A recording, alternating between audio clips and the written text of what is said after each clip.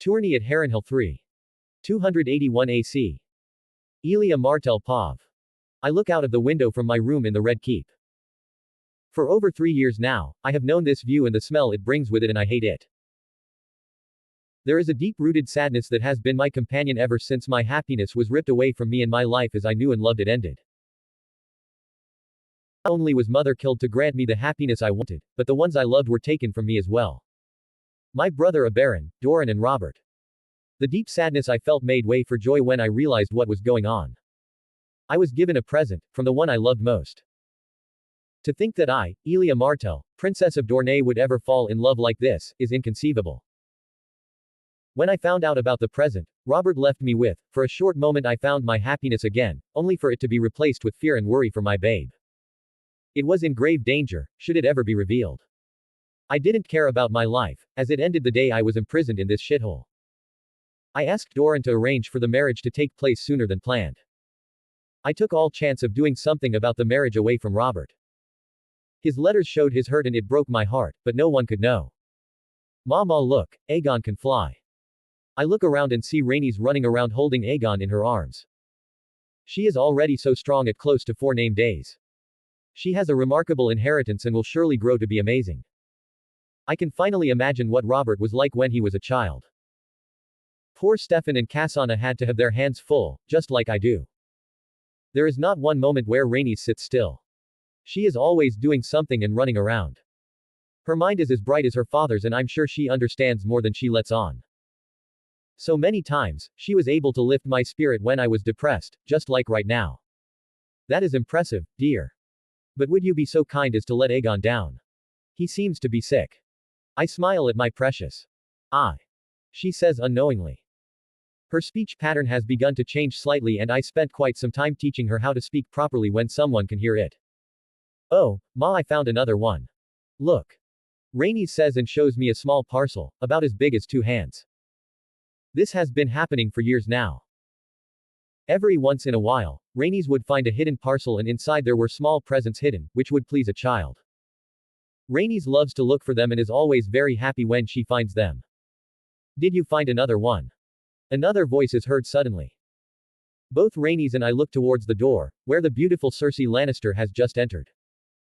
She was growing into a breathtaking beauty, and she was not even 16 name days old. She had begun to develop in the right places, giving her a curved figure that the men were already salivating about. Picture.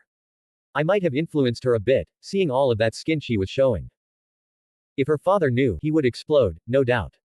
But in these dark times, she was the most unlikely friend I could have hoped for. That's right, a Lannister and a Martell became friends. Our bond only grew stronger over our relationship with Robert. I understood that she was infatuated with him for a while now. But she didn't realize it fully. I am happy for her. She deserves Robert. She is not how I imagined the daughter of Tywin Lannister would be. She was much more mature than her age indicated. She was smart, but not as sly as she thought she was. I taught her a few things and told her about the time I spent with Robert. I was amused when she told me what sort of women Robert liked. Her intentions were clear, but I was happy for her. Happy that she would have the chance to marry him, as soon as her father opened his eyes. We developed a deep friendship, and I started to tell her some of my secrets until even my most hidden secret was revealed. Cersei found out that Rhaenys wasn't Rhaegar's daughter. And she was very quick to figure out whose daughter she was. When I asked her how she figured it out, she said that it was Rhaenys' behavior and the way she smiled and had a deep look in her eyes, that reminded her of Robert. I was petrified, but she assured me that she wouldn't tell a soul. She would rather die than see something happen to Rhaenys. Aunt, Cersei. Rhaenys shouts and runs towards her, hugging her legs. Are you excited? Cersei asks. I am pulled out of my thoughts as Cersei takes Rhaenys into her arms. She has known about the little presents for a while now and is always just as interested to see what is inside as Rhaenys. Yes. What do you think it will be this time? Rhaenys asks. Well, why don't you find out? Cersei says and pats her back. Come Aegon, let's go. Rhaenys says and takes Aegon with her, leaving us alone. Feeling, Elia. Excited to see him again after these years. Cersei asks me after we are alone in the room. Very. It has been far too long already. I miss him dearly. You are a smart woman, Elia. You will find a solution, I'm sure. You already did for the most unpleasant things. Cersei says and smiles mysteriously. What are you talking about? I feign ignorance. Come now, Elia. We both know that you also find some of those presents every once in a while. Isn't that right? She asks with a cat-like smile. You truly are a lion. How do you know about that, anyway? You are my friend. I know about that great anger and hate that has started to make you bitter. And I know the smell of those flowers, what are they called again, the ones that makes you see things that aren't true. I don't remember, hallucino. Alright. Stop it. You know what would happen if it came out. I would be burnt alive and so would Rhaenys. What about Aegon? What about him? You truly changed, Elia. I remember a time when a random child, even if it wasn't yours, would have gotten your sympathy. But now you have grown cold, like my father. Tywin Lannister understands the dangers the game brings with it. I would have cut my throat if Rhaegar had ever touched me. There is only one and all the others will never get that. I understand, Elia. I understand perfectly. Picking a random infant from the streets was a smart move on your part. I do wonder how you got the Grand Maester Pycelle to agree to this. He had to have known all the time.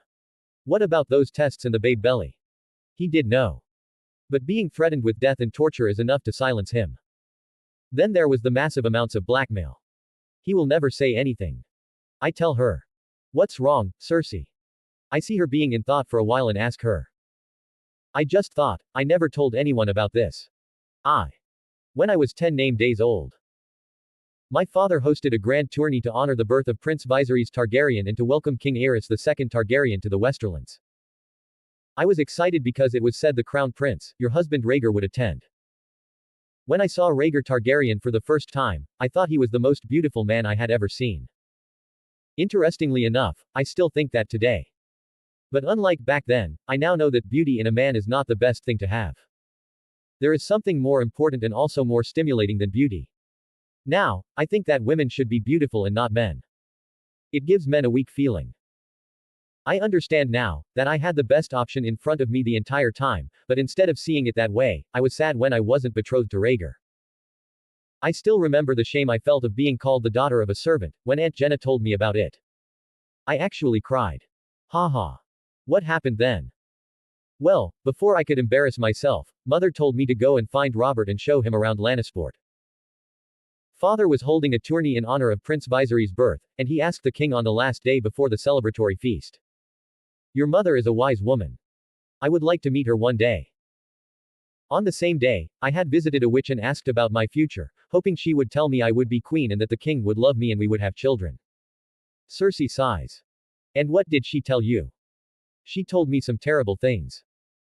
On one hand, I would be queen, but on the other hand, I would suffer greatly. What?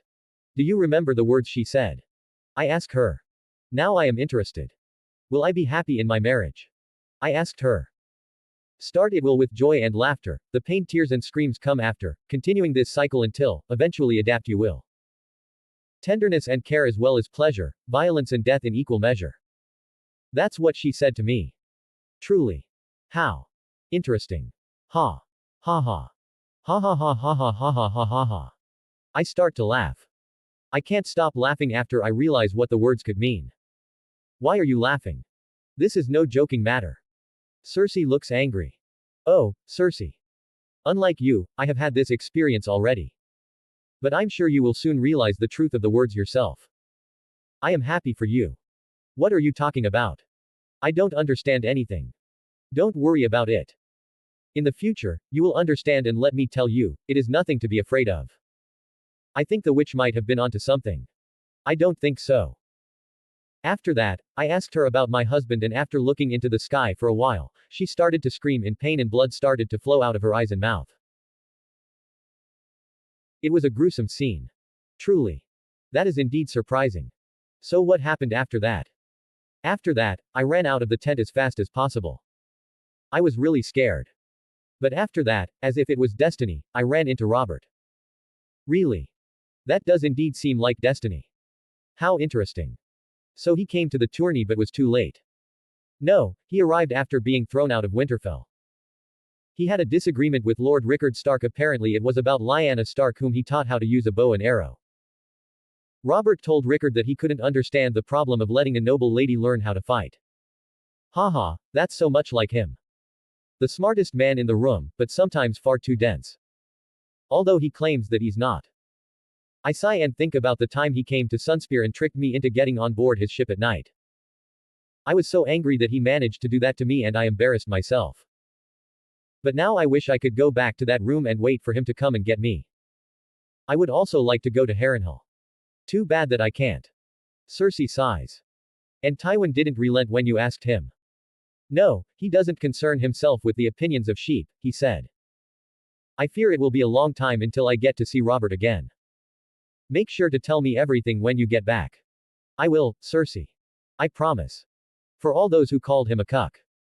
Elia's arc and her future were already set in stone when I decided who would be the FML. It was never going to be Elia. You would have just had to wait for a few chapters and then things would have been known. 61 comments 0 vote. Tourney at Harrenhal IV. 281 AC. Storm's End. Third person POV. On the clean and beautiful streets of Storm's End's town, a tall man walks down the streets. He is not in a hurry, but his steps are controlled and focused. Like a predator, he moves through the large town without trouble as everyone he comes across makes way for him. The reason for this is the powerful aura of the man. He was dressed in a black tuxedo.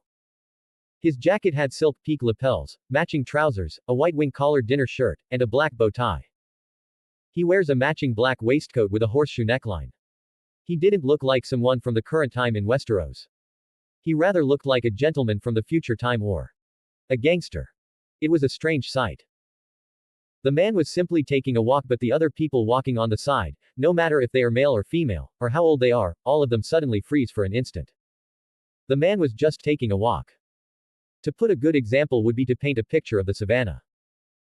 A young impala is getting around alone in the savannah and all of a sudden, the unfortunate impala comes across a young cheetah.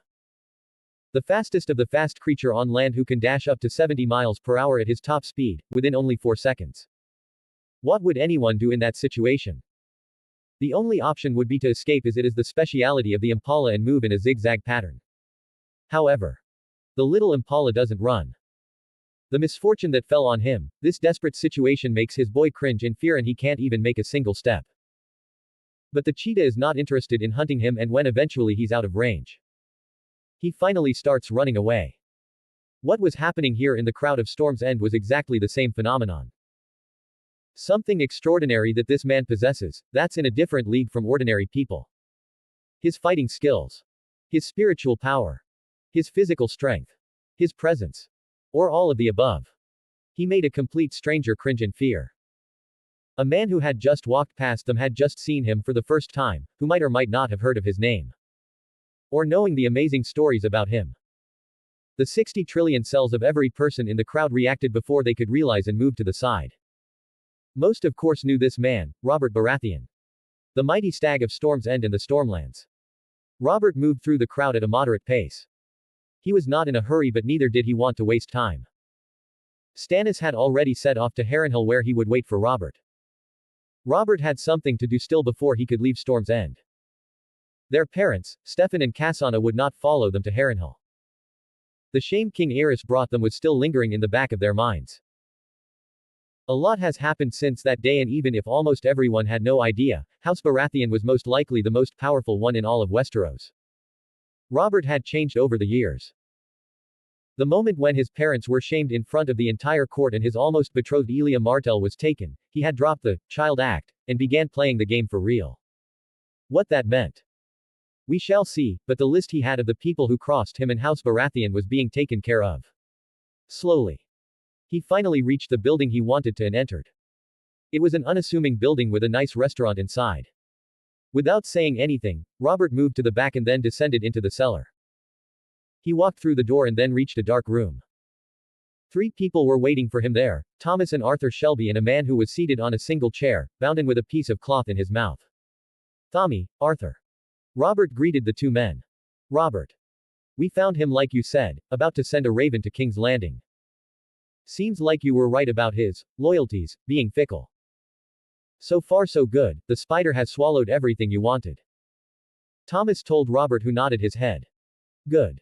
Now, Roderick. It seems we have much to discuss. Robert says and slowly takes off his coat. Please, please, please, sob, sob. I swear I had to do it, Robert the First. Smack. Shut her mouth, you bloody cunt. Arthur says after smacking Roderick across the face. Sob, sob, sob. You know, Roderick, I know this might appear as unfair since I not only allowed you to spy on me, but I also manipulated you into doing it. But I never forced you to do anything. It was your choice and greed that dictated your actions, and now you pay the price. I would have just killed you after you served our purpose, but sadly, you still know things that might be useful to us. Robert says after he has prepared for the torture session. He takes the second chair and pulls it closer. He then moves to the table next to them holding a series of tools that are intended for torture and takes something akin to a screwdriver. Roderick is sobbing and crying in the background, but none of the men care. They have long learned that you don't cross Robert Baratheon, or you pay the price. You know, when I started this. All of this. Storm's End, the Peaky Blinders, I believed in something. I believed in a great rise to power and influence. I never really believed in loyalty. At least not the one outside of my family. But here we are, and I'm left wondering if it ever mattered. If you ever cared about anything other than yourself. Robert takes a step closer and looks Roderick in the eyes. Did you have a choice? Do any of us have choices? You chose greed over loyalty, selfishness over brotherhood. Short-term rewards over the long-term ones. And for what? A few more coins in your pocket. A bit more power. Truth is, I thought it mattered. I thought that loyalty mattered. But does it? Bullocks. Not much your greed mattered. The irony of it all is that we aren't here at this moment, at this time, because we are free. You're here because you're not free. Robert sits down in front of Roderick. Now. Why don't you tell me what you know, Roderick? A few hours later. Robert was outside the building with Thomas, while Arthur took care of the body. So anything new? No. He didn't know anything, and what he did know was false information. The spider made sure to hide his tracks well, but not well enough to not be noticed by us. Then why torture him? It's a matter of principle. Besides, he might have known something. I wanted to know what he thought he knew. Then is it happening soon? Thomas asks Robert. Thomas knew about some of Robert's plans. He was the most important leader of the Peaky Blinders, after Robert and Stannis. But Stannis didn't really bother with the Blinders that much. He had administrative things to do. Thomas was responsible for the Blinders in all of Westeros cities. Most likely. From what I can tell, the tourney will be a big step in setting everything up. The fuse is already lit. One small spark and everything explodes into thousands of pieces. And you will make sure it does. I will make sure it does. I swore it the day Father returned from King's Landing. I would take everything from them and slowly bleed them out until they had nothing left except their lives. And then. I will take that as well. Is that hate talking? Fury, my friend. That is fury. No one can take anything from me or touch my family. Should that happen, he shouldn't be surprised if my full anger hits him with the force of a warhammer. I chose the slow approach this time. It is just more satisfying this way. The time is now, we are more than prepared for what is likely to come. I'll take your word for it, Robert. So when are you leaving? Thomas asks. Now. I am already late. I better get things going, otherwise, it will be hard to register for the melee, which I will win, of course. Robert says with a smile. Of course. I've seen what you did to the boulder, and that was only you using your fists. I dread what you can do with a weapon. Nevertheless, I wish you luck, my friend. Thank you. Robert had left everything in the capable hands of Mary. Storm's End has transformed from a rather backwards, run-down big village, to a beautiful city beyond compare in Westeros. Picture. The walls were up to 5 times thicker and sturdier than before, offering protection against all kinds of attacks and sieges. The houses and buildings in general looked much more beautiful than before. All of them had a similar theme to them.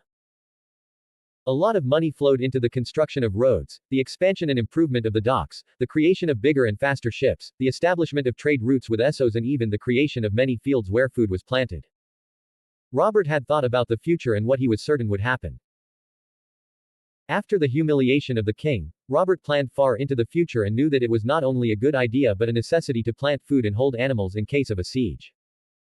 Robert told Stannis that day, that it was time for a regime change, and he meant that like he said it. A regime change would come, and he had made sure of it. He played the Game of Thrones on multiple fronts and was crushing the opposition devastatingly. One of the things he did at first, was taking care of all the children and homeless in and around Storm's End. He knew that every child could be a spy for Varys in the future, so it had to be done. He took care of them and created orphanages and schools to teach them and make them functioning members of society in Storm's End. He was a manipulative bastard, but not a complete asshole, so he didn't create doctrines or something like that. He taught them in earnest and allowed them to choose their futures on their own. Funnily enough, not one of the children left Storm's End after growing up and finishing their education. Some of them, the girls among them, would either become seamstresses or work in the restaurants or hotels, which were introduced. The men would either go and become sailors, merchants, construction workers, architects, or even join the Peaky Blinders. There were also quite a few women who joined the Peaky Blinders or other jobs, but to introduce change would take time. So while Robert was a supporter of gender equality, he didn't bother pushing things. If it happened, it happened. Due to this education system and the fact that the children decided to work in Storm's End, the city prospered. The economy of House Baratheon in Storm's End changed from good to inconceivable in a matter of years. And it will only continue this way. Not all of the children were working or finished with school. Some were very young when Robert started his work. But most of them were finished already. All of the foreign kids, Varys forced to work for him, were actually loyal to him already, and he only allowed things to appear the way they did. If he found all the spies in his ranks, it would be suspicious, and that wasn't something he wanted right now. Soon, a few things would come to light, but only when he decided it was time to do so. Right now, Robert was riding towards Harrenhal, ready for what the future would bring. He had prepared the armor he created over the years. The battle axe and the warhammer were hanging over his shoulder. Picture. It was time to bash some heads in. And Robert was eager to teach some humility to the arrogant pieces of shit. 90 comments, 0 vote. Tourney at Harrenhal v. 281 AC. Harrenhal. Third person POV. Robert has arrived at Harrenhal, in the Riverlands. The way wasn't that long, but he took his time, enjoying the moment while it lasted. You never know what might happen, and from the things he knows already, there may be more to this tourney than meets the eye. He has spent the last years doing what he can to improve the condition of Storm's End and the Stormlands. He took care of his small folk in the interest of House Baratheon. Storm's End was the biggest and most impressive castle in all the Seven Kingdoms, and if Aerys wasn't totally bonkers, he would realize that the power had shifted in Westeros.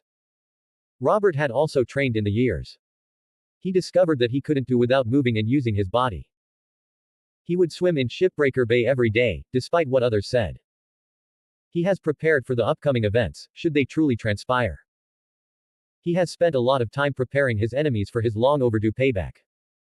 No one would whip his parents and get away with it.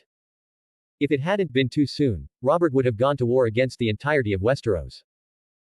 But the suffering it would have brought to his own people didn't outshine what his family suffered. As hard as that was, it was the truth. But that was all in the past.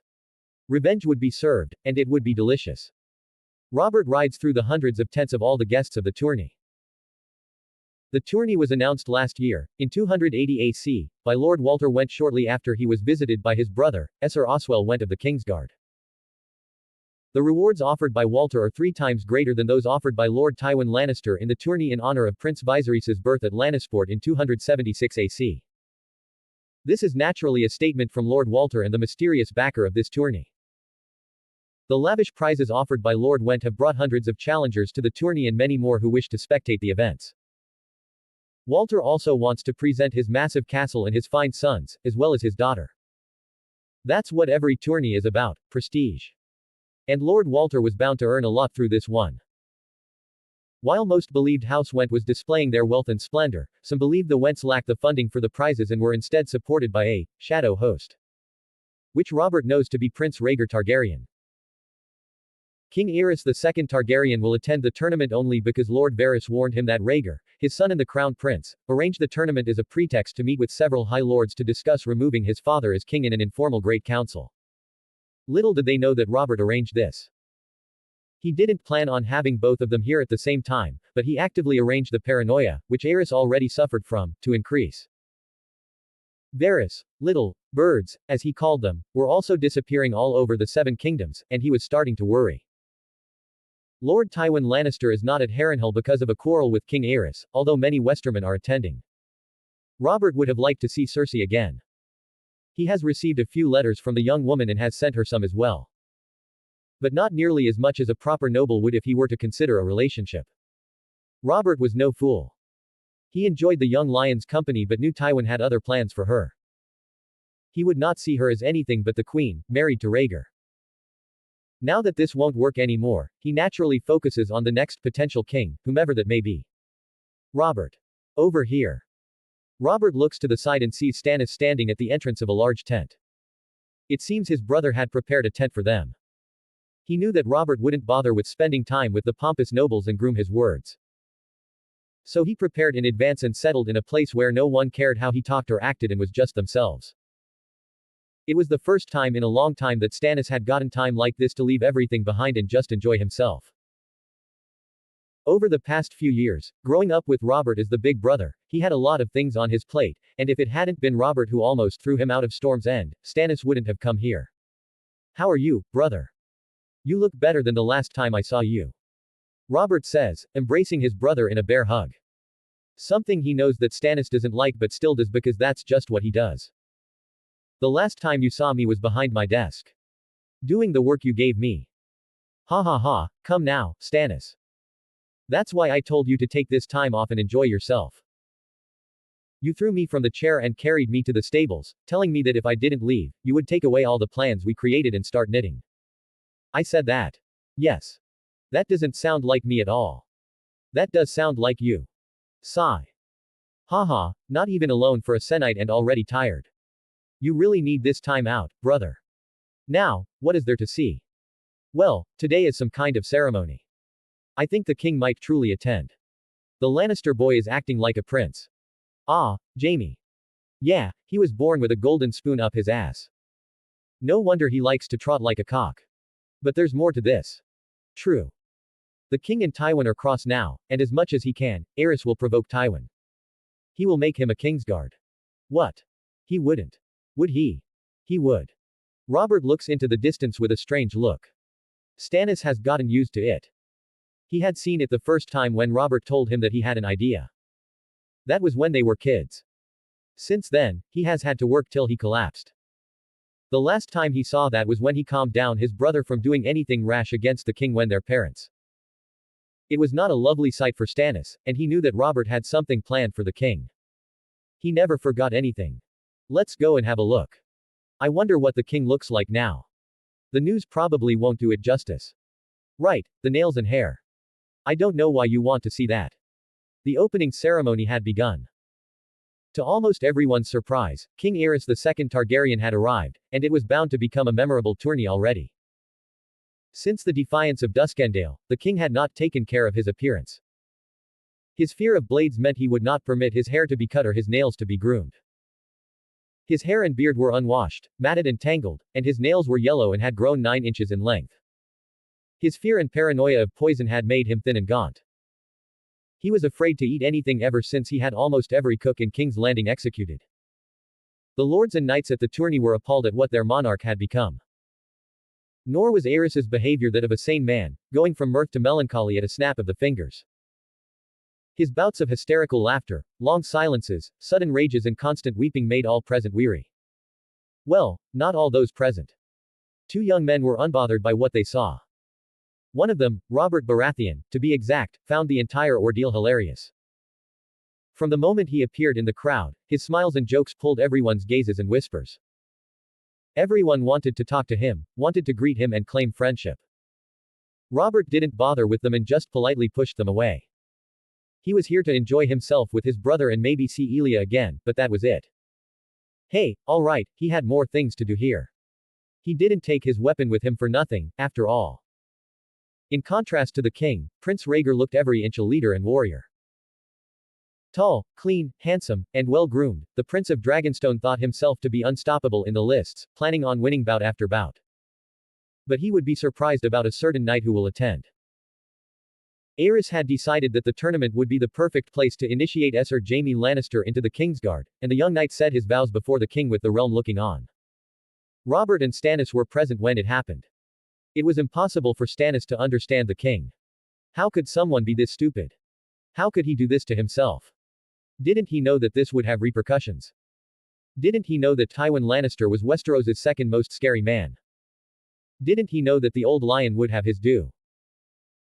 The man of duty, that was Stannis Baratheon, who would never commit such idiocy, found it impossible to comprehend the amount of madness it would take to get a person to act that way. Robert, on the other hand, knew exactly what it would take. He was responsible for putting wildfire into the flame, which was Aerys's madness. He smiled as he saw Aerys break off the last powerful friend he had. Now, no matter what marriage, Tywin wouldn't forget that slight to his house's honor. And the Lannister legacy was everything to Tywin. That was just taken from him with one initiation. Come on, Stannis. I want to get some of that food they serve here. Walter went all out. All out, he went. Ha ha ha ha. You're in a good mood tonight. Of course I am. Why not? We're going to eat and drink and enjoy ourselves. Aha. And this has nothing to do with a young woman, of Dornish descent perhaps. Oh, you. Robert was just about to grab Stannis when he realized that his brother had already started running away from him. Ha. You'll never get away from the bear hug. No. And so the two grown men of House Baratheon were doing their best to embarrass themselves in front of all nobles of Westeros, as the elder one was chasing the younger one. Robert chased Stannis through the halls up to the Hall of 100 Hearths, where the large feast was being held. The men and women inside were enjoying their comfortable evening, drinking wine, eating food and talking to other nobles, at least until a loud shout was heard from behind the doors. Give up Stannis. Bang. The large door is kicked open, and two big men crash into the room and on the floor. They hit the tables and chairs in front of them, and while it was terribly embarrassing for Stannis, neither of them was aware of what was going on right now. Stannis had loosened up a bit ever since his brother wasn't the dick he was in the original timeline. The two brawled quite a few times, but while he tried, there was nothing Stannis could do. Robert was just too powerful. The elder brother rolled off his brother and raised him into the air like a barbarian. The hall was silent, and everyone was looking at them. Robert put his brother back down and then started laughing.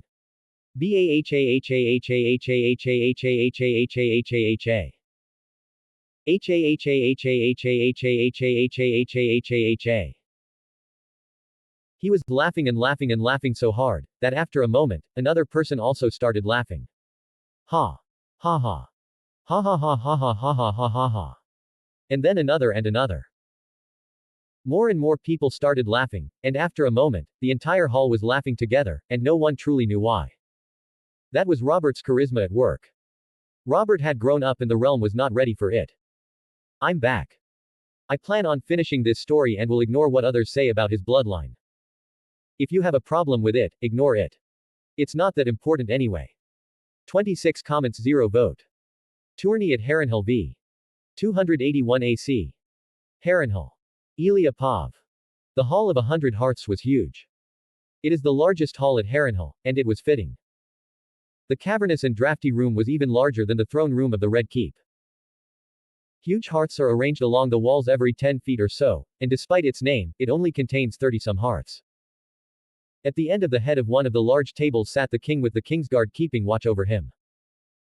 His gaze swept over all the people present, and he tried to spot the traitors with his eyes. His long nails were clanking on the goblet he was using to drink wine, and his hair was already filled with crumbs of bread and other types of food. The paranoia and madness had long taken over his mind, and he was incapable of human behavior. Long tables made of dark, shiny oak filled the hall, overflowing with food fit for the nobility present on this evening. Platters of roasted boar were presented with pride, their skins crispy. Steamed crabs from the waters near Gulltown sat next to bowls of carrots and hearty, steaming stew. Fruits like figs, plums, and blackberries tumbled out of silver bowls, leaving stains on the fingers of those who grabbed them. Servs passed around goblets filled with alcohol and rich red Dornish wine into the eager hands of the nobles present. There were men and women from all over the 7 kingdoms here. No one could afford to not try and win some of the lavish prizes Lord Walter went offered. The chance to gossip, drink, have sex and fight for glory and honor was on everyone's mind. Close to the king, at least in his vicinity, was his family and the closest members of the court seated. This included Prince Rhaegar Targaryen and me, with my daughter Rhaenys. Aegon was asleep, I hope.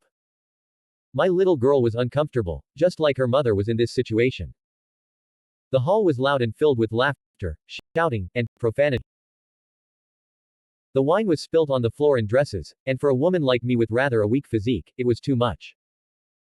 I hold my daughter close to me and feed her some of the food, or I try to. The sole reason I am here hasn't arrived yet, and I am trying to hold everything together.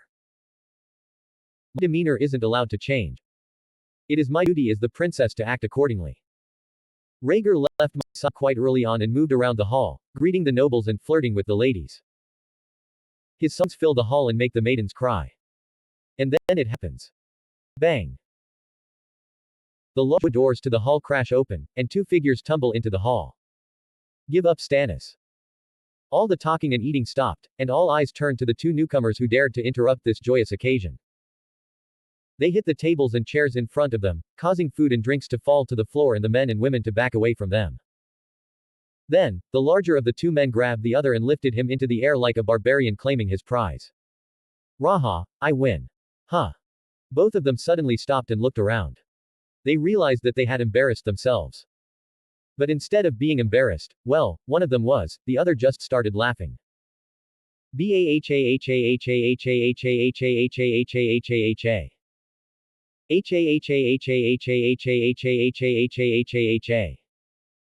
He was laughing so hard that after a moment, another person also started laughing. Ha. Ha ha. Ha ha ha ha ha ha ha ha ha ha. And then another and another. More and more people started laughing, and after a moment, the entire hall was laughing together, and no one truly knew why.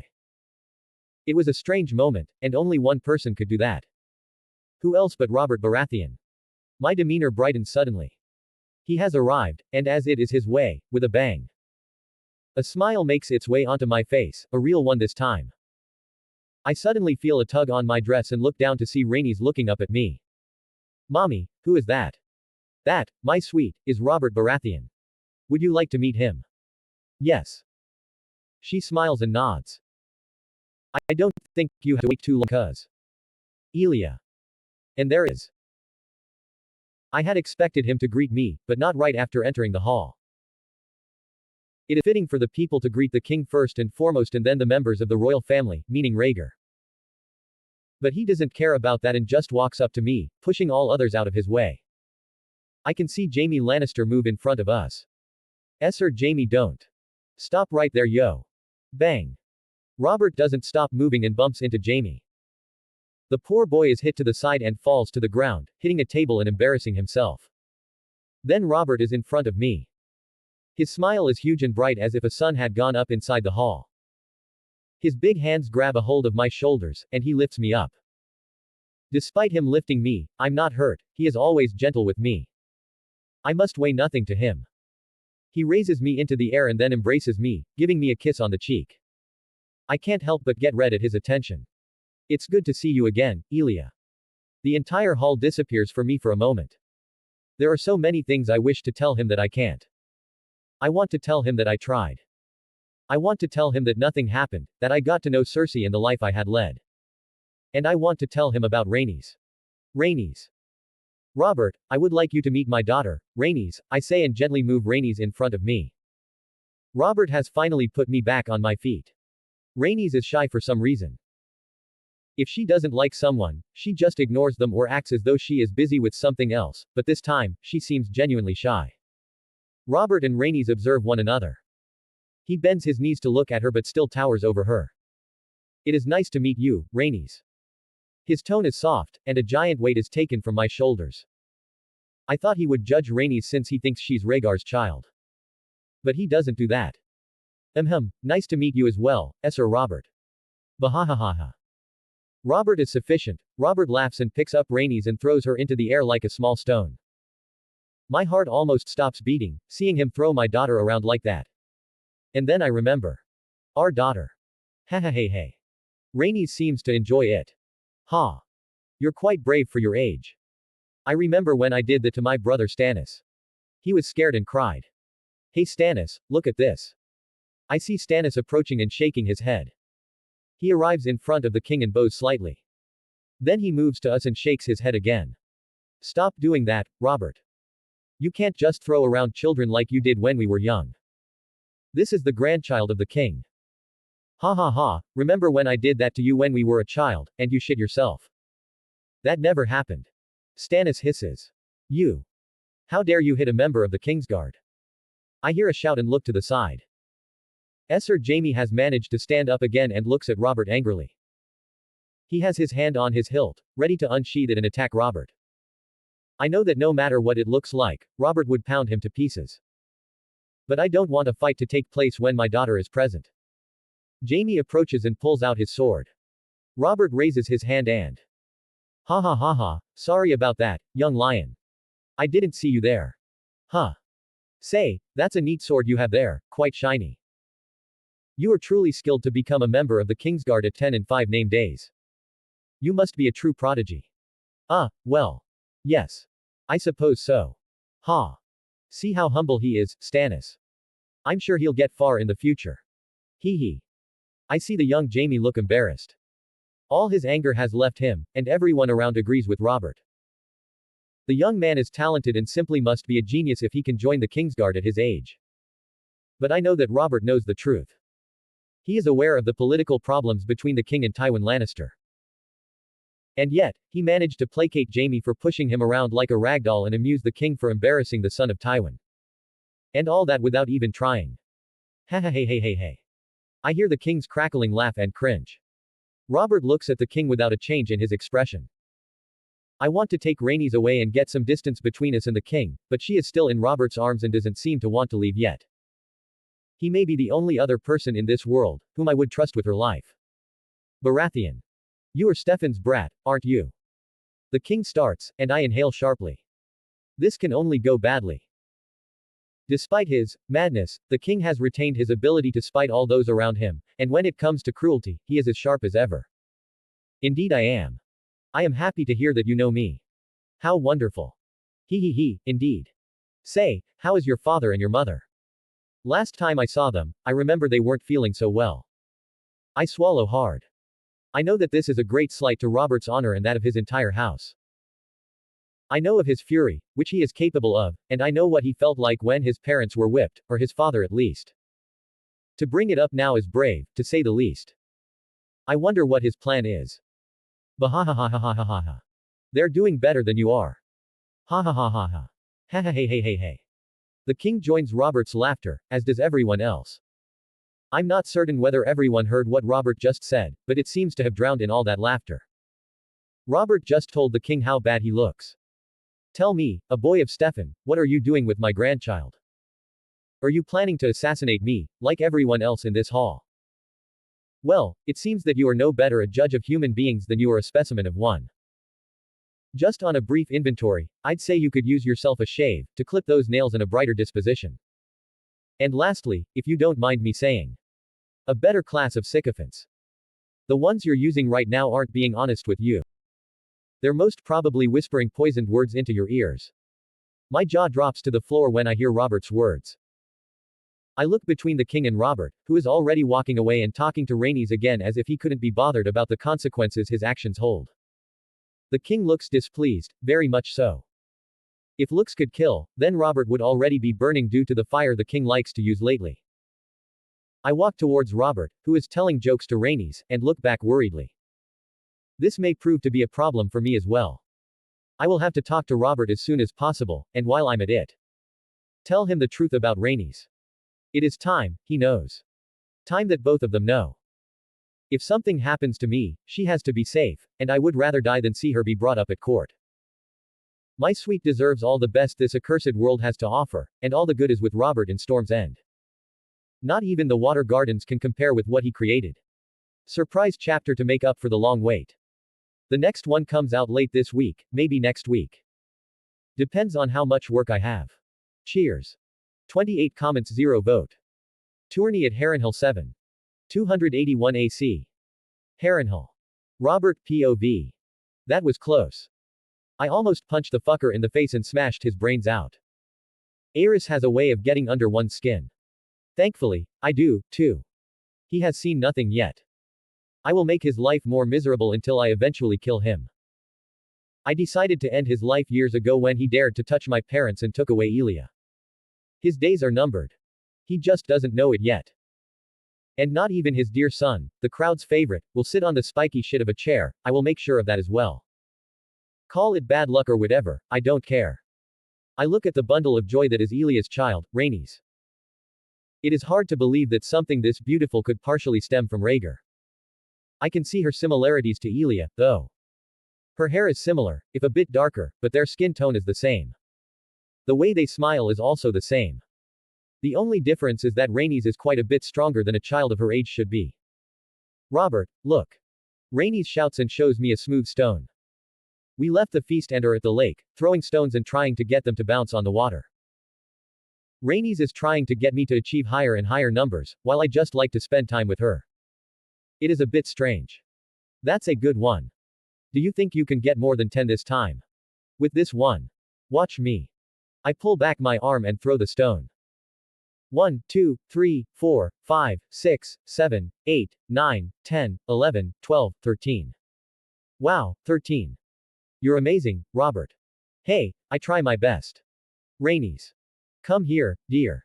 I look back and see Elia approach us. Mom. Rhaenys smiles and runs towards her mother, embracing her. Mommy, Robert managed to make the stone jump 13 times. Isn't that amazing? It is very impressive. I didn't know that you were a professional stone thrower, Elia says with a naughty smile on her face. Hey, you have no idea. I used to throw Stannis when we were smaller. In fact, I still do that from time to time. Hee hee, you're funny. Thank you, that's what I have been telling everyone. Hee hee. Baha. Elia rolls her eyes at our banter. We started walking together a bit like we used to before. She has something on her mind, I can tell. Rhaenys dear, why don't you go ahead and play with the frogs a bit, alright? Yay. We watch the bundle of joy run along and start chasing the frogs. The sun has already set, but there is still enough light to see from all the torches and the bright moon tonight. Isn't she lovely? She's your greatest creation, Elia. You can be very proud. I'm glad to see that your daughter is so strong. I was worried. I suppose she takes that from you. Haha. What do you mean? She's yours. Huh. What are you talking about? Rhaenys. She's our child. You're her father, not Rhaegar. How do you? She came prematurely, or at least that's what I told everyone.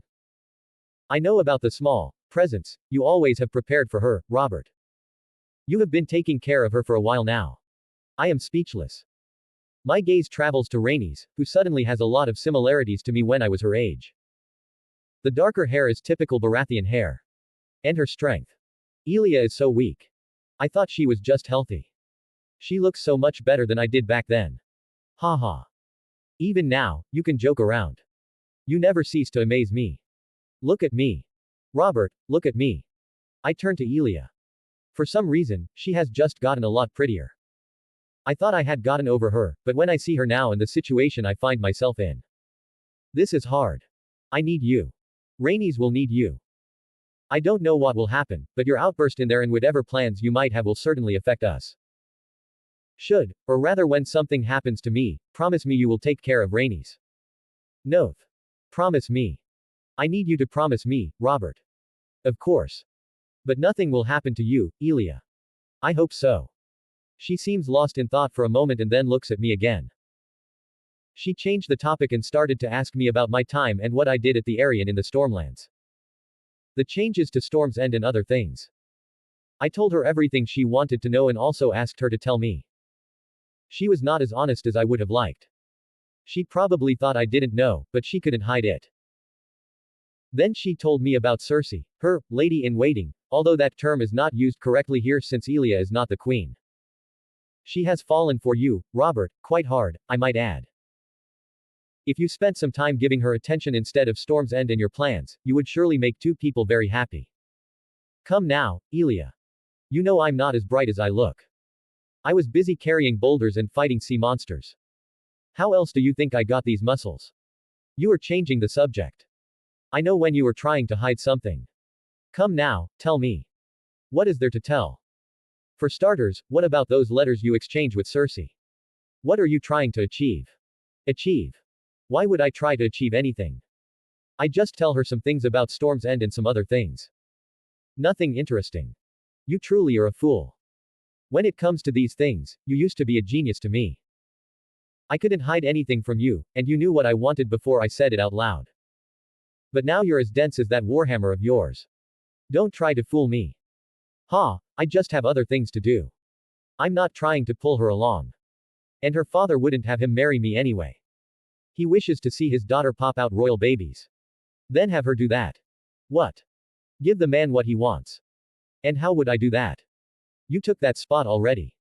I'm not talking about that. You take that spot. I look at Elia, confused. I can't believe she is saying what I think she is saying. Or you? Yes. I am insinuating what you think I'm insinuating. Don't tell me you don't have plans for Aerys. I know you do. And you wouldn't allow Rhaegar any leeway, either. You are too proud for that. You are seriously trying to get Cersei and me together because. Why exactly? She is a good girl. I have gotten closer to her and really have come to like her, and she knows my secrets. She has kept them so far. I know that she would make a good wife for you. She knows. Why on earth would you tell her that? This is bad. If she knows, then her father will know as well. That's not good at all. Robert. Everything's fine. I have come to know Cersei, and I mean it when I say she has fallen for you. She wouldn't tell her father. She knows that it would hurt you. This is beyond strange. Can we change the topic again? Sure, but this isn't finished. Of course not. I'm sitting in front of our tent with a goblet of wine, which I am constantly refilling. I was trying to make the girl a bit happy, but to think she's mine. That's a lot for me to take in. My mind wanders to the plans I made and think about what it would mean for little Rhaenys. A daughter. I have a daughter. The tent curtain moves, and Stannis exits with a chair and a goblet in hand. He sits down next to me and holds his goblet before me, telling me to fill it, which I do. Neither of us says anything for a moment. Stannis never drinks wine. We're similar in that regard, and it's hard to believe that he would do so now. Want to talk about it? I would like to, but you know how it is. Ears everywhere. I switched to the secret language we came up with, and I forced him to learn. It's Elia.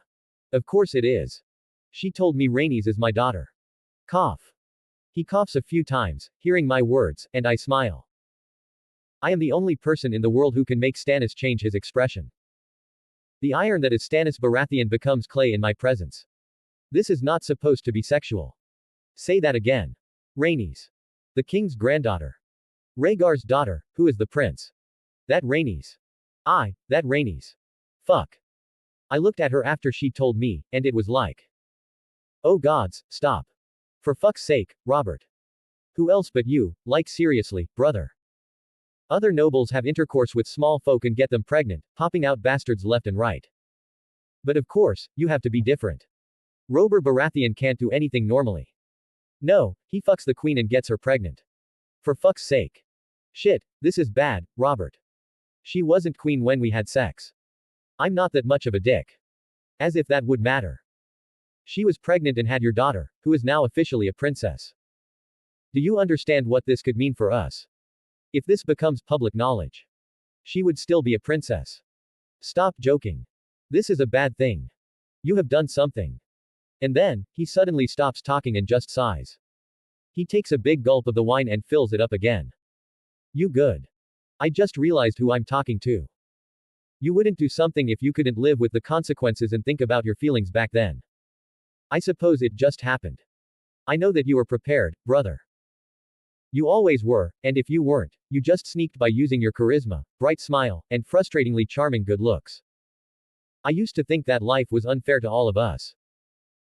You seem to have been gifted with every good trait in the book while the rest of us just got on by. But I know now that I was wrong. And what did you find out? You were, in fact, not only gifted with intelligence and strength. You were also cursed by it. Every day, you work the hardest to ensure things you know won't happen or transpire. You prepare because you know what could happen or what already happened. And you started doing it when we were shitty lads. You deserve happiness, brother. Maybe more than anyone else I know. But it will still be hard. Doing good is punished harder than doing bad. You told me that years ago, but I didn't understand. Your philanthropist's way of change and helping the small folk. Ha. Those are the longest sentences you have ever made, Stannis. I am thankful for your words, though. The problem still stands. I have a daughter, a prisoner in King's Landing, close to a mad king who is getting increasingly unhinged. We need to do something. Would you like to speed up our plans? That won't be necessary, or possible for that matter. The die is cast. All we can do is wait for the results. What do you want to do? I'll talk with Tommy. We need more men in the Red Keep. I'll do it after the tourney. How many do we have there now? Anissa, I think. She's staying close to Elia and placing the parcels. But it won't be enough, not even close. Very well. Is it hard for you? What? To see Elia like that? With the cunt. I admit, knowing that she's the mother of my child has touched my heartstrings. But I am over her and am not in danger of falling for her again. Hey. Robert Baratheon, the only man whose brain is more powerful than his penis or heart. Fear me, world. Ha ha ha ha ha ha, ha ha ha ha ha. This has changed everything. The problem now is that I want to see Rhaenys more. Fatherhood. Hey, I wonder how it will change me. Another chapter. But no more this week. 25 comments 0 vote. Tourney at Harrenhal 8. 281 AC. Harrenhal. Third person POV. The competitions were finally starting. On the first day, the melee would be held, and a few of the best and most skilled men from all over Westeros would attend. Among them are Robert and Stannis Baratheon. The two brothers were an interesting duo. While some had expected Robert, due to his obvious physical constitution, Stannis was not well known, not yet, at least. But the second son of Steffan was a strong and skilled fighter in his own right. Robert had made sure of that. Apart from them, Lord Jon Connington would also attend. Jon Connington is the Lord of Griffin's Roost, the head of House Connington and a close friend and bootlicker of Rhaegar Targaryen. He is not in the melee for nothing, but he wishes to test the prowess of Robert Baratheon and get him under the service of his lord and prince. Then, there were other knights and even a few lords who would dare to take on the challenge of fighting for glory and gold. But the one who stuck out the most was Lord Commander Gerald Hightower of the Kingsguard. It was not unusual for a Kingsguard to enter a tourney. But usually, it was the joust since that was worth more, for some reason. Robert had other intentions. Now, he was going to fight in the melee, and later, he would focus on the joust. He was aware of all the fuss everyone was making about it, and since the prince himself, Rhaegar Targaryen, was also entering, Robert would as well. Riding a horse and slamming a stick into someone else. That would never happen like that in a true battle, but it was close enough. Robert was in his armor. He had created it himself, and it looked like it wasn't meant to be in this universe but another one, far, far away in a grim, dark future. But it was here now, and Robert looked menacing while wearing it. The skulls were meant to be real, but it was a bit too morbid for his tastes. He was on his strong, sturdy mount, which he had bred himself. Finding a horse that could carry him and his armor and weapon was nigh impossible. Everything was so heavy. And, of course, he had to use a warhammer and war axe. Sometimes both, he was strange like that. Picture. Stannis looked much leaner in his armor but no less ready. The two brothers were ready for the melee to begin, and so were the spectators. Then the signal was given, the horn blew, and the melee started. Robert moved to the right. His steed followed his wish and rushed into the one on their right. The knight on that horse was not ready for the storm that was Robert. With a rather weak swing of his warhammer, if that was even possible, he attacked the knight. Desperate, the knight raised his shield, hoping to lessen the blow and then counterattack. But he didn't know Robert well enough. If he had, he would have tried everything to dodge that initial strike. Boom. The warhammer hit the knight's shield, transferring all the force onto his arm, holding onto the shield and traveling up to his spine. It was unlike anything the knight had felt before. To his credit, he managed to stay on his horse and raise his sword. But it was no use. His incredibly weak and uncoordinated swing was ignored, and another, weak, swing crashed into his shield. The shield breaks and the knight's arm takes the rest of the force. Crack. Robert hears the crack and knows that he is out of this fight. He doesn't attack again and simply pushes the man from his horse with his warhammer. The armored knight crashes to the ground. He won't be fighting again today. Robert moves on and attacks another man. He uses little strength to not kill anyone immediately since he knows he can do that. He swings his warhammer left and right, causing armor to bend and bones to break. He unhorses many and it seems as though he starts to spread desperation and annoyance. The audience cheers as it sees his skill and might with his warhammer. Robert is alerted to something happening on the other side of the field. He looks and sees Stannis being attacked by the Lord Commander of the Kingsguard, Gerald Hightower. Gerald is fierce despite his old age, and he is still a capable fighter. It will be very difficult for Stannis to come out on top. Robert decides to help his brother and stop the pathetic attempt to get his brother out of the fight. Where are you going, Robert Baratheon? Before Robert can make his way to Stannis, he is surrounded by not one or two but three knights. And one of them is Lord Jon Connington. The Lord of Griffin's Roost has taken it upon himself to get on his nerves very early on and is doing a remarkable job. Connington, what a pleasant surprise. I will bother myself with you, but if you would excuse me for a moment. I will not. Your brother can see where he remains. He's a big boy, is he not? You shall fight me now. You mean, I will fight, all of you, now. Tell me, do you truly think that you can stop me if I wish to get to my brother? I can, and I will. I admire your optimism. Very well, let me crush it. Robert urges his horse forward and swings his warhammer in a diagonal arc, attacking the Lord of Griffin's Roost first. But Jon Connington smiles and backs away. In his stead, the two knights storm forward. They slash their swords at Robert at the same time. This attack surprises Robert, and he thinks fast. Using his tremendous strength, he manages to pull back his massive warhammer and uses the handle to block one strike and the top part to block the second one. The force of the two attacks carries weight, and for the first time today, Robert is pushed back. He is strong enough to block, but on a horse, he has one weakness. His stallion neighs and takes some steps backwards. Through sheer strength, Robert manages to stay on his horse. But then it happens. Connington rides forward and slashes at Robert's stallion, scaring it and causing it to raise its front hooves. That's too much, and Robert falls off his horse. His weight crashes to the ground, and this would usually be the end for any other man, but Robert is not any other man. Connington rides forward about to demand Robert's surrender when the large man manages to stand up again. If a knight of Robert's stature falls on his back with his armor on, he is like a turtle. He would stay there.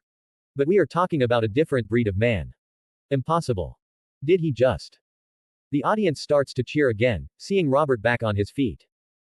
Bahahaha. Did you think it was over just because I'm no longer on horseback? I have been fighting handicapped until now. You are a stunted fool. Fighting on horseback is not a handicap but an advantage you can't hope to match.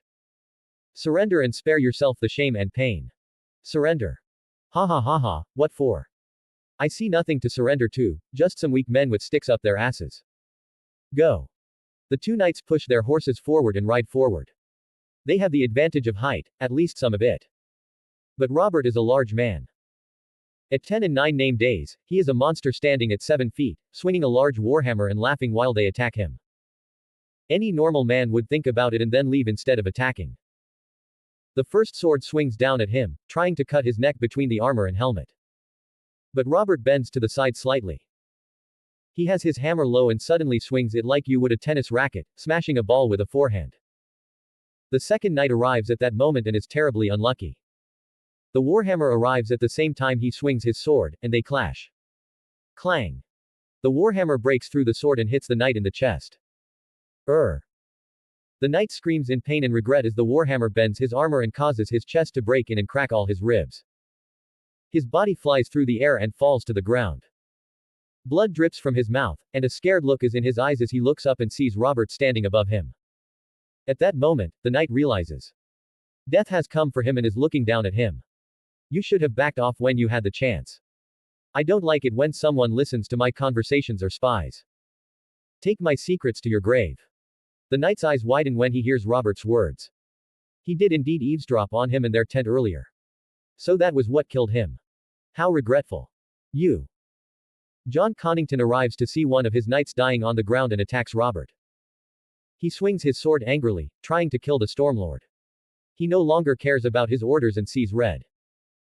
Robert looks at another part of the field and sees his brother in a fierce struggle against Gerald Hightower. He brings his warhammer up to block the sword swing from Connington. You'll pay for this. I doubt it. Clang shing. Over and over again, Connington tries to score a hit but is unsuccessful. Seeing what happened to his friend, the second knight chooses not to fight Robert anymore. He stays back momentarily and observes the fight between his lord and Robert. Seeing that there is an opening, he changes his mind and attacks from behind. It is considered dishonorable for a knight to attack from behind, but he doesn't care. He has his orders and would see them through. Sadly, it was not meant to be. Robert hasn't forgotten about the second knight and is well aware of his plan. Once again, he takes a big step backwards and swings his warhammer like a baseball bat. He uses his maximum strength this time. The warhammer shoots through the air, narrowly misses the knight's horse, and hits the knight. BOOOOOMM. The warhammer crushes the armor and bones of the poor sod and moves through the entire chest cavity, almost coming out at the other end. The knight is dead before he truly understands what happened. The audience gasps simultaneously and is in shock. Such a gruesome death was not something they expected. Blood and gore splash out between the armor pieces and fall to the ground. Death was normal, especially in the melee, but this was unnatural. Robert has had enough. He ignores the stares of shock and disgust and moves to John Connington.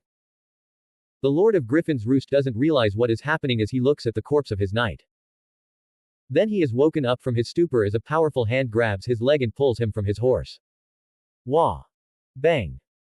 Robert then uses Lord Connington and, with an immensely powerful swing, throws the man through the air. Connington has no idea what is going on as he sees the world pass by. Then he hits something or, rather, someone. Boom! The arena is silent. No one manages to say a word, far too stunned at the last few minutes of the melee. Stannis, who had been fighting until a second ago, looks over and sees Robert standing next to two gruesome corpses and three horses without their riders and understands what must have happened. He looks at the Lord Commander Gerald Hightower, who was just hit with a body and fell to the ground. He hears the two men groan in pain and many other emotions and sighs. Sigh. Fuck me. 25 comments 0 vote. Tourney at Harrenhal Ix. 281 AC. Harrenhal. Eddard Pav. That's a lot of money. What are you going to do with it? I ask Robert while we are walking through the grounds around Harrenhal. Spend it, what else? That's what gold is for, Ned. You should know that. Very funny. I mean, what are you going to spend it on? Whores, wine, or are you going to build another castle? Another one. Seems redundant. Oh gods, the fact that you could say that without humor just speaks for the absurdity of what you turned Storm's End into. I sigh, thinking about the ginormous city that Storm's End has turned into. When I left Winterfell to go to the Eyrie for fosterage and met Robert, I never would have thought that there would be another castle in Westeros as great as the one of my house. And from what Stannis told me, that might have been the case. After reaching 10 and 6 name days, Robert was in a hurry to get back home and relieve Stannis, as he claimed. He seldom returned to the Eyrie, but when he did, it was to do something big. Improve the sewage system, give food to the small folk, introduce new types of food or make friends with the Vale Mountain clans. And then, he finally invited me to Storm's End one day. And gods, what a sight it was. I could see that he used that pain he most likely had but tried to hide from me to create something wonderful. The streets were clean and well built, and the houses were big and beautifully constructed. Everyone had enough food and access to health and security. Criminal activity was low, at least from what I could see, and the castle of House Baratheon has never looked more impressive and imposing than it does now. I was in utter awe. Picture. When Robert first arrived in Winterfell, I was happy to see him interact with my siblings. He and Brandon instantly understood one another. They were similar in a way, I suppose.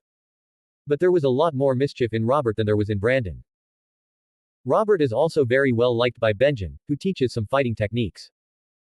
There is no one better suited for that than Robert in Westeros. His martial prowess is unmatched, in my opinion, and no matter what I have learned from my father, whether we show it or not, I will never match him in battle. Then there is Lyanna. If there is one person in the world I would accept as my brother-in-law, it would be Robert. He is honorable and utterly loyal. When he got close to Elia Martell, he only had eyes for her for as short as the relationship lasted. He would have been the best husband available for her. He didn't care that she was a woman and started to teach her how to fight without a second thought. Father was furious. As angry as I had never seen him before. And when Robert dared to question his way of raising his children, he went as far as to ask him to leave. Lyanna was sad, as were Benjen and Brandon. I understood why father did it. But I was sad either way. Robert wasn't sad or angry or hurt by this. He just took it how it was and left for the Westerlands. Nothing could keep Robert down for long. It was as if he had something inside him that kept him going. Sometimes, he would look into the distance and ponder about something. He had a look that seemed to go beyond the physical realm, as if he knew more than we mortals did. And that was the only thing that worried me about Robert. He was incredibly secretive. There was a darkness to him that no one could possibly see through. He had the potential to create something from nothing. To build massive castles and bring innovation and change. But he also had the potential for great destruction and death. And that power of his scares me at times. I imagine what Robert would do if he wasn't the happy, unbothered man he was. What if he also started to develop a taste for fire, like the king, or death? What if the melee the day before yesterday was just a demonstration of what was to come? What could stand in his way? The answer to this is nothing. That is the ugly and scary truth. Robert has a way with words that seems to go against the natural order. When you want to argue with him about a topic, he manages to not only make you change your mind and agree with him, but you actively want to follow him. He is like a beacon of charisma and light, which pulls in everyone when he wants to be. But since King Aerys stole Elia and gave her to Rhaegar, Robert has become a bit more silent, taciturn, and purposeful. He was planning something, of that I am certain. But I don't know what it is. Today, the joust was beginning. Robert had made a name for himself, a bigger one than he already had. After the very bloody and messy melee, in which Robert killed 2 knights of House Connington and used Lord Connington as an object to throw him against Sir Gerald Hightower, he has been the talk of the tourney. Yesterday, Robert entered the archery contest and scored first place. And he did it with an ease that awed all those who had the pleasure of witnessing it. Stannis also entered but only managed to get third place. At this point, Robert had amassed a fortune of many thousands of gold dragons just by winning the melee and archery contest. But it wasn't over. Oh, no. He had big plans, and since today the joust started, he naturally attended that as well. Say, how good are you at jousting, Robert? We'll see. Ha, you say that like you didn't try it out before, I say and look at Stannis, who shakes his head. Wait. You have tried it before, right? Please tell me you are not going there without ever jousting before. Alright, then, I won't tell you that. Oh, thank God. I was worried for a second. Say, Stannis, what were the rules again? I just have to hit them off their horses, right? Or is there more to it? Robert asks. Why you don't know the rules? Sigh. I thought you said you knew the rules, Robert, Stannis says. I wasn't aware that they changed the rules and made it easier for weak contestants. Why would you need more than one rule? Push him off his horse. Seems simple enough to me. That's true enough, and while there is a way to score points, it won't matter for you. All you need to do is hit your opponent with the lance and, as you said, make them submit. That's all there is to it, in a general sense. Don't sweat the details and just unhorse anyone you come up against. That's a very basic description, Stannis, I say, but he just shrugs. It doesn't matter in Robert's case. As long as you remain on your stallion and hit the others off, you will eventually win, even if you should meet someone with much stamina. Do you truly think Robert will win that easily? Surely there are skilled opponents, like Rhaegar Targaryen. It won't matter who stands against Robert. In a one-on-one fight, Robert will always come out on top, no matter the format. There is nothing to convince me otherwise. If anything, I am worried about those foolish enough to challenge him. Surely there is no one who. Robert Baratheon. I challenge you. I didn't expect that, I say, surprised at the bold challenge of Walter Went's eldest son. And Robert hasn't even reached the jousting field yet. That has to be some record. Stannis has joined my siblings' lodge to spectate the jousting. He observes the field and the participants with his stony face. In a way, both Baratheon brothers are similar. You can't tell what they are thinking at any moment. Stannis appears as cold as a stone, with no expression on his face, unless he is alone with Robert. Robert, on the other hand, appears boastful and loud, laughing and happy most of the time. But neither show their true colors. How's your younger brother? Renly is his name, right? Renly. Ah, he's all right. All right. Didn't he want to see the tourney as well? Renly celebrated his fourth name day a while ago. I don't think he even knows what a tourney is yet. Mother and father won't be coming, so neither will Renly. Stannis didn't mention it. He never does, neither he nor Robert. But ever since the incident in King's Landing, neither the Lord nor the Lady of House Baratheon have appeared in public anymore. I understand they found company in each other's presence, at least, and took care of their youngest child. I don't know exactly what is happening since Robert never talks about it and changes the subject if someone mentions it. I accept your challenge, Esser. Ah. Who are you again? I am Ronald Went. Heir to Harrenhal. Walter Went is my father. Right. Of course, I knew that. Well met, Robin. My name's Ronald. Bahahaha, but of course. Ronald White. Our joust will be legendary. Not White. Went. You have no respect for my house. On the contrary, young Donald, I have all the respect a man of my stature could have for a man of your class and hairline. PFF'd. He he he. Ha ha ha. When Robert's words were heard, the people started laughing. They were disrespectful and not what John taught us, but they got those who heard them laughing since Sir Ronald Went was beginning to bald at an early age. Robert had hit a nerve. Arrrgh. Ronald Went urged his horse forward. He was angry beyond belief after Robert had provoked him. Although I'm not certain why he did that or if he truly wanted to provoke him. It did sound like he simply didn't care. The two riders rode towards one another. Jousting was relatively simple. Combatants would begin riding on one another with the lance but might continue with shorter range weapons after the distance was closed or after one or both parties had been enhorsed. Stannis believes that Robert won't be enhorsed and, therefore, doesn't carry another weapon. Then, the two fighters meet. They push their lances forward, hoping to score a point or even push the other from his horse. A loud crash is heard as the wood meets the shield and armor and then breaks on impact. I hear a shout of pain and surprise that isn't clear to whom it belongs. Oh. Yeah. The crowd starts to yell. The body of Sir Ronald Went flies through the air and hits the ground hard. Robert managed to hit the knight on his chest and did the impossible, or improbable, of getting the angle just right and pushing him off his horse. Impressive. I know that Robert is strong, but to get Sir Ronald off his horse in the first round. That's impressive. I thought he didn't train jousting. I asked Stannis. He doesn't. But Robert is no fool. He knew he might have to do it one day and naturally practiced it a while ago. And how long is a while ago? A few years. I don't remember when he did it the last time. That's unbelievable. Most things Robert does are hard to believe. Robert turns around and stops when he reaches Sir Ronald's position. Well fought, Sir Ronald. I got lucky there. Don't take it too hard. Ah. You will be rewarded for your actions during this tourney, believe me. No one is untouchable. Hey, you should not threaten others so openly. And if you do, choose your opponents wisely. 10 comments 0 vote. Download the app for greater interaction. You can chat with me about my writing experience apart from the comments section. Daoist WDFD8H. Download app now. Tourney at Harrenhal X. 288 AC. Greywater Watch. Howland Reed Pav. I rub my eyes. Gianna tells me the lighting in my solar is bad, and I shouldn't be working this long. I should listen to my wife more. But ever since the rebellion happened, there has been more to do for me. Robert Baratheon was the new king of Westeros, and unlike his predecessor, he took his new position very seriously. Lord Eddard, my liege lord, is his best friend, from what I could observe during that fateful tourney at Harrenhal, and while there was more to it than met the eye, Robert I Baratheon genuinely seems to care for the well-being of the realm and the men and women living in it.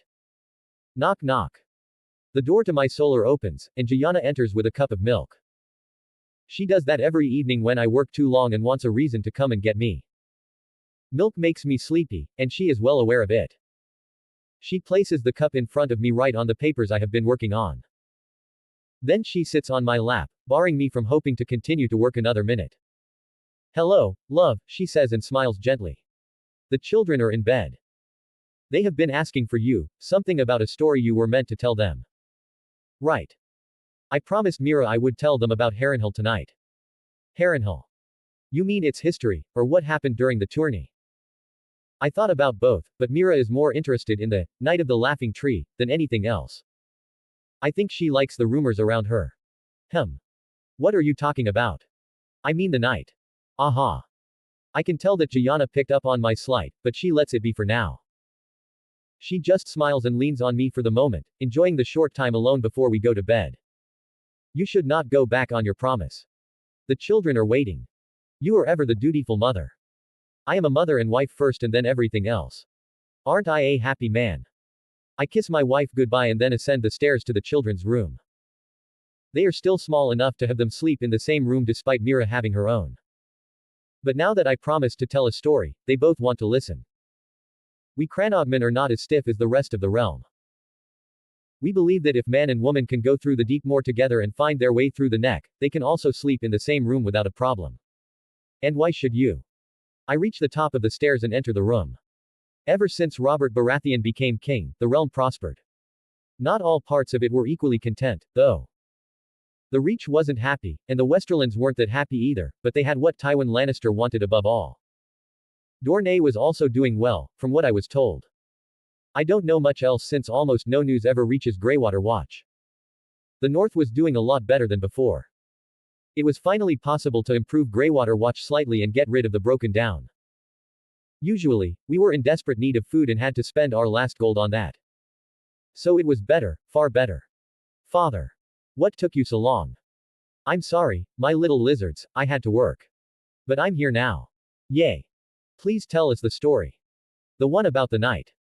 No, tell us about. About, Jojen. About, within, I know. About. The big castle. You mean castle, son. I will tell you too about Harrenhal and the Night of the Laughing Tree. Roughly 300 years ago. Before the arrival of the Targaryens on the mainland of Westeros, the seat of Halak Hor, king of the Isles and the Rivers, was a modest tower house at Fairmarket on the Blue Fork. His son, Harren the Black, started to build Harrenhal along the God's Eye as a monument to himself, intending it to be the greatest of all castles in Westeros and to dwarf any other. He was an ambitious man, Harren the Black, and due to the political situation in Westeros during that time, he thought that he could become the most powerful house this way. And at that time, it made sense. The construction of Harren's dream took 40 years. Do you know how long 40 years is? Jojen. Mira. I know how long 40 years is, father. That's. Well, I am 5 name days old now. So that is. That would be 8 more of those fingers, dear. 8. Wow. And me. How old are you now, Jojen? 2. So that would be 20 more of those. Woo. As impressive as it is, there is also a sad part to it. To build Harrenhal, Harren the Black used people he had captured from other houses and kingdoms. Thousands of captives died in the quarries chained to sledges or laboring on the 5 huge towers. Men froze by winter and sweltered in summer. Weirwoods that had stood 3,000 years were cut down to provide rafters and beams. Harren beggared the Riverlands and the Iron Islands alike to ornament his dream. It was not a nice thing, and it is important that you two learn this early on. There are often 2 sides to every story. The big and famous castle of Harrenhal is connected with the death and suffering of those who had to build it. After 40 years, the castle was finished, and upon its completion, Harren boasted that his new fortress was impregnable. And from what the 7 kingdoms knew at that time, he was correct. Hundreds of thousands of soldiers could have attacked Harrenhal, and all those many men would have died. But what did I just tell you? There are always 2 sides to a story. Very good, Mira. So what do you think the other side to this story was? They didn't have enough men. Not quite. But a good guess. There was something that Harren hadn't accounted for when creating his castle, Aegon the Conqueror and his dragons invading Westeros. Do you understand? Harren had built a castle that could withstand the attack of any army, but he didn't think about the sky. And why would he? No one would think to account for dragons, because no one had any and the Targaryens were only on their island on Dragonstone until then. On the day Harren took up residence in Harrenhal, Aegon came ashore at what now is known as King's Landing. Supported by many great Ironborn lords and warriors, Black Harren raised his banners. His men fought Aegon's host in the Battle of the Reeds, which ended in a Targaryen victory, albeit with heavy losses, and the Wailing Willows, in which House Hor was victorious. However, in the meantime, after years of plundering and beggaring the Riverlands, Harren the Black had to face the consequences of those actions. You can't expect to suck your kingdom dry without consequence. Maybe he might have gotten away with it, and the Riverlands may have recovered eventually, but the arriving Dragonlord, Aegon Targaryen, was a chance for the Riverlords. Lord Edmund Tully of Riverrun, the most powerful of the Riverlords following Harren's harsh treatment of House Bracken and House Blackwood, refused to support Harren and instead joined the Targaryens. Following House Tully's example, numerous other Riverlords, including the Blackwoods, Mallisters, Vances, Brackens, Pipers, Freys, and Strongs, rebelled against Harren's Ironmen and marched to surround Harrenhal. Outnumbered, Harren closed the gates of well-stocked Harrenhal in response. So, the situation that Harren was talking about arrived, and he was faced with a large army, but he wasn't worried. Harrenhal's walls were too high and too thick and well-stocked enough to withstand a siege. Aegon offered to confirm Harren as Lord of the Iron Islands during a parley outside the castle, provided he would yield. Harren refused, trusting in the strength of his castle, confident that the stone would not burn. Aegon warned him that the line of House Hoare would come to an end that night, at which Harren returned to his castle. To his men, he promised riches and the daughters of the Riverlords to anyone who could slay Aegon's dragon, Balerion, in the upcoming battle. When the sun had gone down, Aegon flew Balerion high above Harrenhal before plunging down upon Harrenhal, burning the castle beneath him. All that was flammable, both supplies and ironmen, caught fire within the castle while Harrenhal's stone towers cracked and melted. The rivermen outside observed that the towers glowed and melted like candles. Harren and his sons died in the largest of the towers of Harrenhal, which would later give the tower its name, Kingspire Tower. With their deaths, House Hoare was extinguished. Wah! That's terrible. Why would he choose to be so stupid? Well, Mira. Men and women of power tend to do stupid things to keep that power, and when pride comes into the mix as well. Nothing will help but the hard way. Can you tell us about the Night of the Laughing Tree? Of course, dear. As you know, before you both were born, in the year 281 after Aegon's conquest, I attended the tourney at Harrenhal. It was the greatest and biggest tourney Westeros had ever seen, and it still is. I accompanied our liege lords, the young children of House Stark, there. One evening, I found myself bullied by 3 squires, none older than 15. I had already grown to manhood, but the boys were all larger than me in size. The squires easily snatched away my only offensive weapon, a 3-pronged spear. I was then thrown into the ground. They repeatedly mocked me, shoved me, and kicked me. Help arrived in the person of Lyanna Stark, the she-wolf, as she was known, who shouted indignantly that I was her father's bannerman. She beat off his attackers with a tourney sword, scattering them away.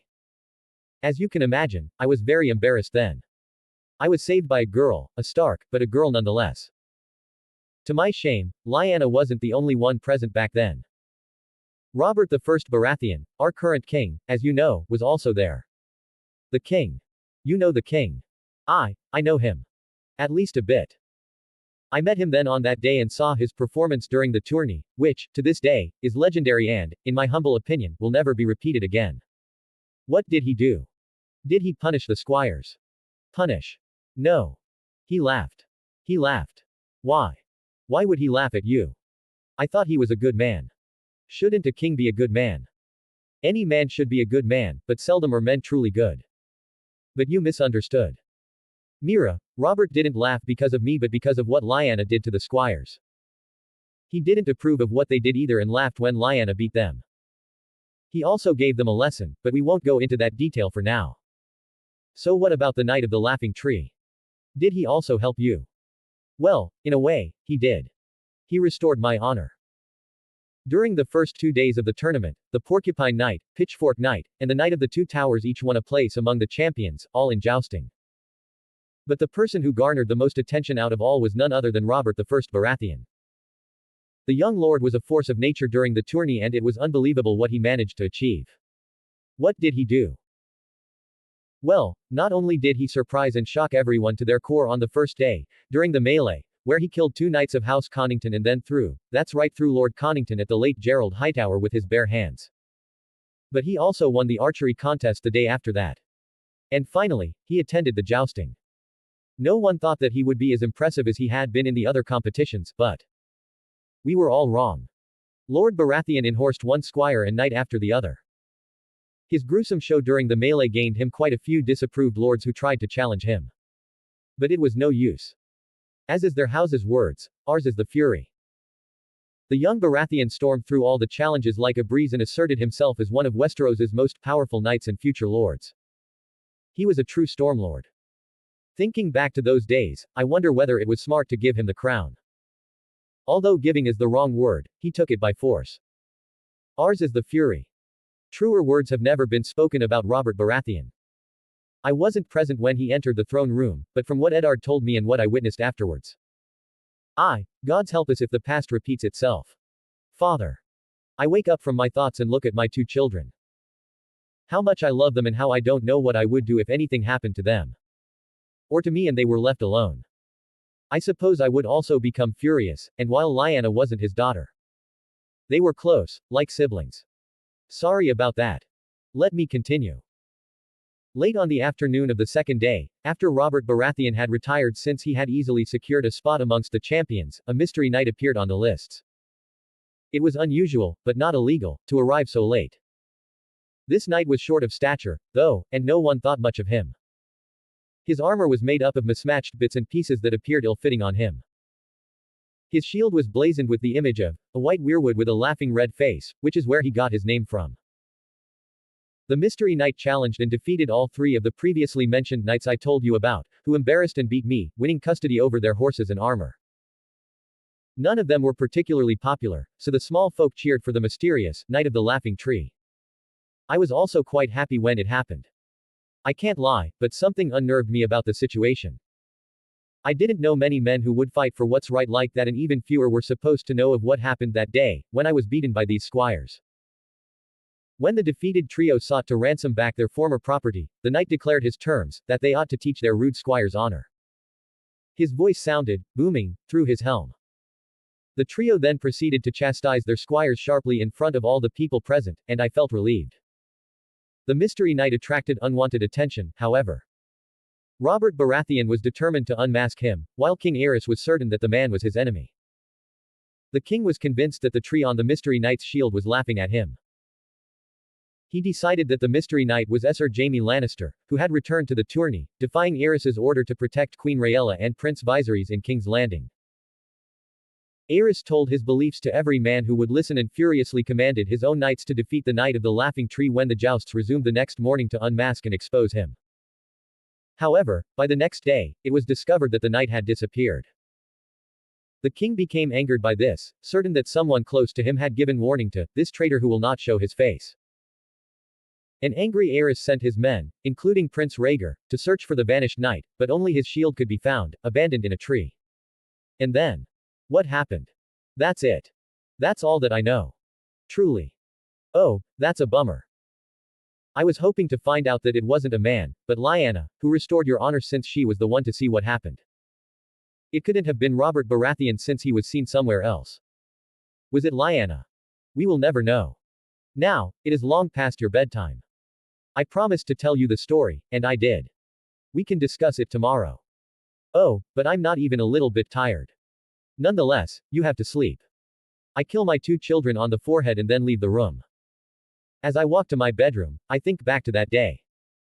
The day when the mystery knight was revealed. Robert Baratheon knew, he always knew, and no one can make me believe otherwise. When Rhaegar Targaryen found the mystery knight, and saw the beautiful face of Lyanna Stark come forth, he was elated. He almost rushed forward, and he would have reached her. If not for that hand stopping him. That powerful paw of a hand belonging to Robert Baratheon. Where are you going, pretty boy? Oh, Lord Robert, how good to see you. Sadly, I don't have time right now. If you would excuse me. I will not excuse you. Listen to me, you white-haired cunt, and listen well. I will say this one time, and that's it. Should you, or any one of your ass lickers, even think about touching the she-wolf, I will kill you. Oh, but yo. I don't think you understand my words clearly. I will kill you. Do you understand? I will ride to King's Landing, break down the walls to your pretty castle, waltz through the corpses who stand in my way, find you and then feed you your own groin and cock for all to see. Do you get me, boy? I will bathe the streets of King's Landing or all of Westeros in blood if you go down that path. Are we clear? Robert smacked him on the cheek lightly and then left. I repeat what I said. I am unsure whether it was a wise idea to allow Robert Baratheon to sit on the Iron Throne. Quite a bit longer than usual. But for all that wiki lore, you deserve more info on the tourney. A bit different this time, but I enjoyed it. This is not a time skip. To be continued.